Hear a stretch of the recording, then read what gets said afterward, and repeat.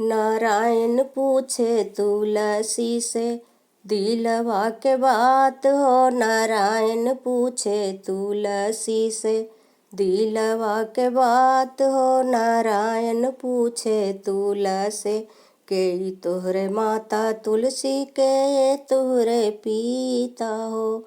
के तोहरे माता तुलसी के तोहरे पिता हो।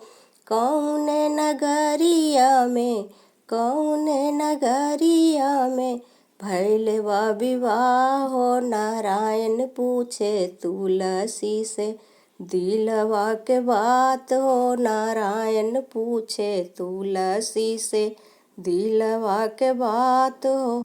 धरती हमरे माता होई है मेघ हमरे पिता।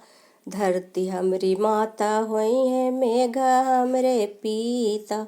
गोकुला नगरिया में भइल बा विवाह हो। नारायण पूछे तुलसी से दिलवा के बात हो। नारायण पूछे तुलसी से दिलवा के बात हो।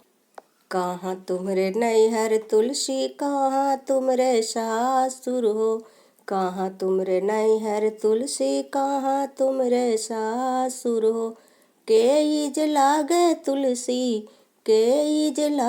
तुलसी कांता तुहार हो। नारायण पूछे तुलसी से दिलवा के बात हो। नारायण पूछे तुलसी से दिलवा के बात हो। नारायण पूछे तुलसी से गंगा तीर नैहर हमरे जमुना तीर सासुर हो।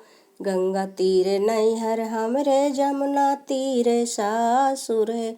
कुंवर कन्हैया हउए कांता हमार हो। नारायण पूछे तुलसी से दिलवा के बात हो। नारायण पूछे तुलसी से दिलवा के बात। गंगा तीर नैहर हमरे जमुना तीर सासुर हो। गंगा तीर नैहर हमरे जमुना तीर सासुर हो। कुंवर कन्हैया हउए कांता हमार हो। नारायण पूछे तुलसी से दिलवा के बात हो। नारायण पूछे तुलसी से दिलवा के बात हो।